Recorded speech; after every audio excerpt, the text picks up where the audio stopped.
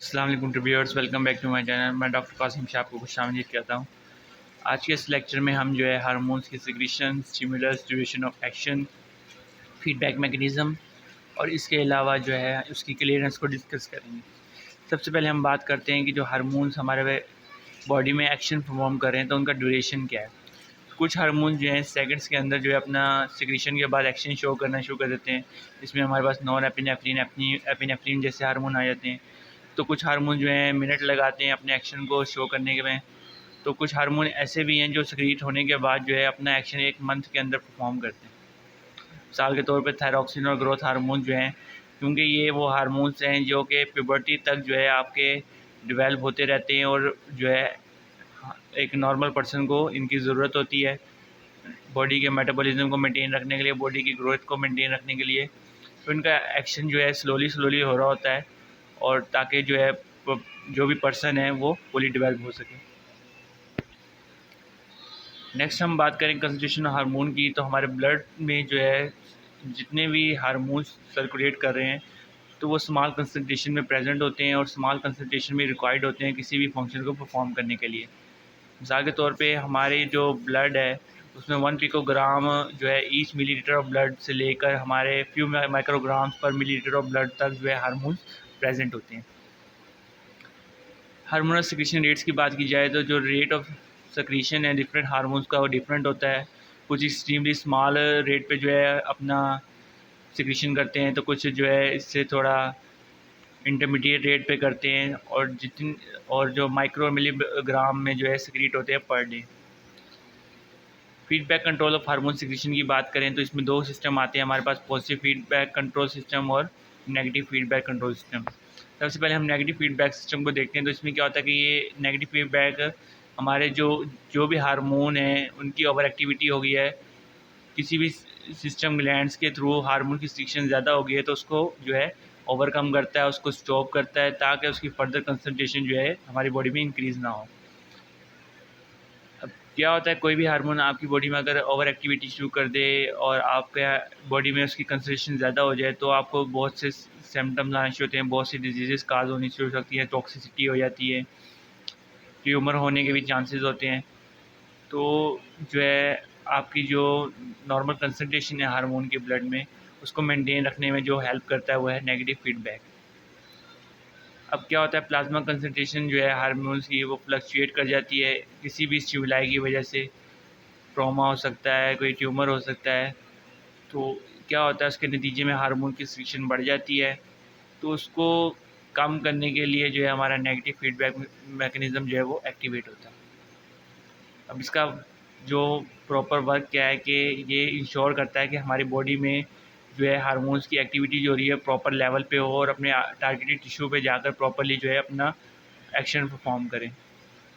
अब जो हमारे पास ये negative feedback control system activate हो रहा है तो ये वो बेसिकली जो है हमारी जो टिश्यू जो हार्मोनल कंसंट्रेशन है उस पर डिपेंड नहीं कर रहा या उसके सिक्रीटरी रेट पर डिपेंड नहीं कर रहा, बल्कि ये हमारे जो टारगेट टिश्यू है उस पर जो एक्टिविटी परफॉर्म हो रही है बाय इंक्रीजिंग हार्मोन कंसंट्रेशन। तो उस एक्टिविटी को जज करते हुए जो है हमें स्टिमुलस मिलता है और ब्रेन जो है नेगेटिव फीडबैक कंट्रोल सिस्टम जो है उसको एक्टिवेट कर देता है। अब फीडबैक रेगुलेशन वो किस तरह रही है, किस किस लेवल पे हो रही है, तो डिफरेंट लेवल पे जो है ये अकर होती है। इसमें हमारे पास जीन ट्रांसक्रिप्शन लेवल पे या जीन ट्रांसलेशन लेवल पे या उन स्टेप्स पे जो हार्मोन की सिंथेसिस में इन्वॉल्व होते हैं या फिर जो प्रोसेसिंग के स्टेप्स हैं हार्मोन्स की या उसकी रिलीजिंग की जो प्रोसेस हैं, जब वो स्टोर्ड होता है अपने रिस्पेक्टेड ग्लैंड में तो उससे जब वो रिलीज़ होने वाला था उसकी ड्यूरेशन को कम कर दिया जाता है या उसको जो है स्टॉप कर दिया जाता है ताकि उसकी सिक्रीशन ना हो सके। अब पॉजिटिव फीडबैक की बात करें तो जिस तरह नेगेटिव फीडबैक है तो पॉजिटिव फीडबैक में क्या होता है कि आपका कोई भी हार्मोन आपका जो सिक्रीट हो रहा है आपकी ग्लैंड से रिस्पेक्टेड और ग्लैंड से और टारगेट टिश्यू पे एक्ट कर रहा है, अगर उसकी कंसंट्रेशन जो है लेस है तो उसकी जो एडिशनल सिक्रीशन है हार्मोन की वो हमारा जो पॉजिटिव फीडबैक मैकेनिज़्म है वो उसको जो है जनरेट करेगा। मिसाल ले रहे हैं यहाँ पे एक ल्यूटिनाइजिंग हार्मोन की, तो हम इस फ्लो चार्ट से जो है आपको समझाने की कोशिश करते हैं कि किस तरह जो है पॉजिटिव फीडबैक मैकेनिज़्म इफ़ेक्ट हो रहा है। अब क्या है, आपके स्टिमुलेटरी इफेक्ट हुआ है, एस्ट्रोजन रिलीज़ हुआ है, तो एस्ट्रोजन के रिलीज़ होने से जो है आपका ल्यूटिनाइजिंग हार्मोन रिलीज़ हुआ है, उसने ओवरीज पे एक्ट किया है, तो इससे क्या हुआ है, एडिशनल स्टिमुलस मिला है कि एस्ट्रोजन की सिक्रीशन बढ़ जाए। जब एस्ट्रोजन की सिक्रीशन बढ़ रही है तो ऑटोमेटिकली जो है वो एलएच की सिक्रीशन को भी बढ़ा रही है, जो एलएच जो है अपनी अप्रोप्रिएट कंसनट्रेशन तक पहुंच जाएगा, तो उसकी फर्दर यानी कि अब आपको ज़रूरत नहीं है, तो क्या होता है, हमारा नेगेटिव फीडबैक जो है दोबारा जो है एक्टिवेट होता है, और फिर क्या होता है, हार्मोन की सिक्रीशन जो है सप्रेस हो जाती है, एक्सर्टेड हो जाती है।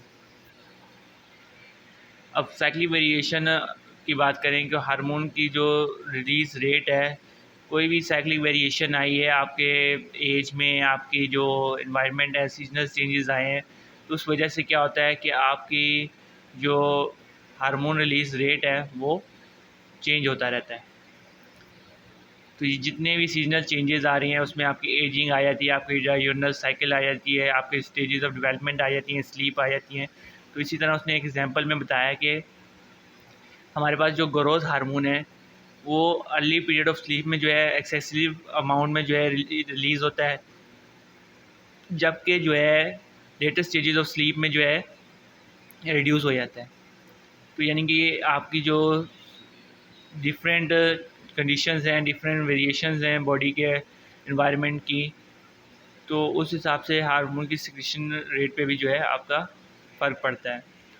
कोई भी साइक्लिक वेरिएशन आई है हार्मोनल सिक्रीशन के दौरान, तो क्या होता है, उसकी एक्टिविटी में चेंजेस आ रहे हैं due to the changes in the activity of neural pathways, कि आपकी जो ब्रेन की जो सिस्टम है एक पूरा, उसमें जो है आपकी हैबिचुअल चेंजेस आ रही हैं, आपकी जो इन्वायरमेंटल चेंजेस आ रही हैं, तो उसके अकॉर्डिंग आपका ब्रेन, आपके न्यूरल पाथवेज चेंज होते रहते हैं, और जो है फिर एक जो है मॉडिफाइड सिस्टम बनता है ताकि आप उस इन्वायरमेंट में सर्वाइव कर सकें। अब ट्रांसपोर्ट ऑफ हार्मोन्स की बात की जाए तो हमारे बॉडी में जो हमारे हार्मोन्स हैं वो ब्लड में किस तरह ट्रांसपोर्ट होते हैं, तो जो वाटर सोल्यूबल हार्मोन्स होते हैं जिसमें हमारे पास पेप्टाइड्स आते हैं, कैटेकोलियामाइंस आते हैं, वो ईजिली डिजॉल्व हो जाते हैं प्लाज्मा में, तो इस तरह जो है अपने एक्सपेक्टेड टारगेट तक जो है अपना एक्शन परफॉर्म करते हैं साइट ऑफ एक्शन से रिलीज़ होने के बाद। तो जिस तरह ये फ्लो चार्ट में आप देख सकते हैं कि वाटर सोल्यूबल हार्मोन डिजॉल्व होते हैं प्लाज्मा में, साइट ऑफ सेंसिस से रिलीज़ होकर टारगेट टिश्यू तक जाते हैं, उसमें कैपिलरीज में डिफ्यूज़ होते हैं, इससे फिर इंटरस्टिशियल फ्लूइड में जाते हैं और वहाँ से अपने टारगेट सेल में अपना एक्शन परफॉर्म करते हैं। स्टेरॉइड और थायराइड हार्मोन्स की बात की जाए तो ये हमारी बॉडी में ब्लड में जो है सर्कुलेट करते हैं और प्लाज्मा प्रोटीन के साथ बाउंड कर जाते हैं। सिर्फ 10% अमाउंट इनकी जो है फ्री होती है जो कि अपने एक्शन परफॉर्म कर सकती है। मोर देन जो है 99% जो हमारे पास थायरॉक्सिन है ब्लड में, वो प्लाज्मा प्रोटीन के साथ बाउंड होता है। तो इस तरह क्या होता है कि प्रोटीन बाउंड हार्मोन जो है ईजिली डिफ्यूज़ नहीं हो सकते हमारी कैपिलरीज में, तो इस तरह जो है हमारे टारगेट सेल्स तक उनको ईजिली एक्सेस नहीं हासिल होता। इसलिए बायोलॉजिकली इनएक्टिव हार्मोन्स जो हैं वो डिसोसिएट होने के बाद ही जो है प्लाज्मा प्रोटीन से अपना एक्शन परफॉर्म करते हैं। अब जितने भी हार्मोन्स रिलीज़ हुए हैं और अपने जो प्लाज्मा प्रोटीन है उनके साथ बाउंड कर रहे हैं, तो वो एज अ रिजर्वायर एक्ट करते हैं। अब इनकी कंसनट्रेशन जब हमें रिक्वायर्ड है तो क्या होता है कि ब्लीचिंग होती है, फ्री हार्मोन्स रिलीज़ होते हैं, प्लाज्मा प्रोटीन से डीअटैच हो जाते हैं हार्मोन्स और अपने टारगेट रिसेप्टर तक पहुंचकर जो है अपना एक्शन परफॉर्म करते हैं। या फिर अगर कोई भी हार्मोन्स आपके जो है प्लाज्मा प्रोटीन के साथ बाउंड करेंगे, जब वो अपने रिसेप्टर के साथ बाइंड नहीं करेंगे तो क्या होगा, आपके सर्कुलेशन में फ़्लो करते रहेंगे, लॉस्ट जो है उनका होना शुरू हो जाएगा उनकी वर्किंग का। तो जब तक हार्मोन्स प्लाज्मा प्रोटीन से जो है अपना डीअटैच नहीं होंगे तो जो है अपना वर्किंग नहीं कर सकेंगे। अब क्लियरेंस ऑफ हार्मोन्स की बात करेंगे, ब्लड से जो हार्मोन्स की कंसनट्रेशन है उसको क्लियर किस तरह किया जाता है। तो दो किस्म के फैक्टर जो है हार्मोन्स की कंसनट्रेशन को इंक्रीज़ और डिक्रीज़ करवा रहे होते हैं ब्लड में। उसमें सबसे पहले हमारे पास आता है रेट ऑफ हार्मोन सिक्रीशन और दूसरा rate of removal of hormone, कि कितने हार्मोन सिक्रीट हो रहे हैं और कितने जो है रिमूव हो रहे हैं। तो इस तरह जो है बॉडी बैलेंस रखती है अपने। अब rate of removal of hormone को और फ्रॉम द ब्लड को हम जो है मेटाबॉलिक क्लियरेंस रेट भी कहते हैं। कि जो भी हार्मोन्स आपकी ब्लड में मौजूद हैं उनकी रिमूवल को मेटाबॉलिक क्लियरेंस रेट कहते हैं। इसे हम जो है millilitre of plasma cleared of the hormone पर मिनट से जो है रिप्रेजेंट करते हैं। आप इसको में भी देख सकते हैं कि मेटाबॉलिक क्लियरेंस रेट हमारे पास इक्वल होता है rate of disappearance of hormone from the plasma over concentration of hormone in each millilitre of plasma, कि कितने हार्मोन्स आपके ब्लड से डिसिपेयर हुए हैं, क्लियर हुए हैं, और पहले आपके ब्लड में कितनी कंसंट्रेशन थी 1 मिलीलीटर ऑफ प्लाज्मा में। अब इसमें जो आम प्रोसीजर है वो क्या है कि प्योरीफाइड सोल्यूशन हम जो है हार्मोन्स का तैयार करते हैं, उनको मेजर करते हैं और टैग करते हैं उनको रेडियो एक्टिव सब्सटेंस के ज़रिए, और फिर रेडियो एक्टिव हार्मोन्स को जो है इन्फ्यूज़ करवाते हैं एक कांस्टेंट रेट में हमारी ब्लड स्ट्रीम में, जब तक कि जो रेडियो एक्टिव कंसनट्रेशन है वो प्लाज्मा में वो स्टेडी ना हो जाए, कांस्टेंट ना हो जाए। फिर क्या होता है उस वक्त में हम जो रेट ऑफ डिसअपीयरेंस होगा वो रेडियो एक्टिव हार्मोन्स का प्लाज्मा से वो इक्वल होगा जितने जो हार्मोन्स हैं वो इन्फ्यूज़ हो रहे हैं हमारे ब्लड में, इससे हमारे पास जो है हमें जो हमारा रेट ऑफ डिसअपीयरेंस है वो हासिल हो जाएगा। इसी टाइम जो है हमारे प्लाज्मा कंसंट्रेशन में जो रेडियो एक्टिव हार्मोन्स जो हैं उसको हम रेडियो एक्टिव काउंटिंग प्रोसीजर के ज़रिए भी जो है, जो कि एक स्टैंडर्ड मेथड है, उसके ज़रिए भी जो है हम इसको मालूम कर सकते हैं। इसके अलावा जो अभी हमने पीछे फार्मूला पढ़ा कि rate of disappearance of hormones from the plasma over presence of hormone in the plasma, तो इसके ज़रिए जिसे हम मेटाबॉलिक क्लियरेंस रेट भी कहते हैं उसके ज़रिए भी हम जो है मालूम कर सकते हैं। तो जो हार्मोन्स हमारी बॉडी से क्लियर हो रहे हैं तो उनको 4 तरीके से जो है हमारी प्लाज्मा से जो है रिलीज़ हो रहे हैं। या तो उनकी मेटाबॉलिक डिस्ट्रक्शन हो रही है टिश्यूज़ के ज़रिए, या वो हमारे टिश्यूज़ के साथ बाइंड कर रहे हैं, या उनकी एक्सक्रीशन हो जाती है लीवर से ज़रिए, और जो है फिर बाइल में, और बाइल से भी जो है हमारे ये एक्सक्रीट हो जाते हैं फीसेस के थ्रू आउट ऑफ बॉडी, या फिर इनकी एक्सक्रीशन हो रही है हमारी किडनी से थ्रू यूरिन। तो इन सब तरीक़ों से जो है हमारे हार्मोन्स जो हैं वो रिलीज़ हो जाते हैं आउट ऑफ बॉडी, और फिर उनकी कंसंट्रेशन जो है मेंटेन रहती है। तो ये था आज का लेक्चर। वीडियो अच्छी लगी हो तो हमारे चैनल को सब्सक्राइब करें, बेल आइकन के बटन को लाजमी है। शुक्रिया।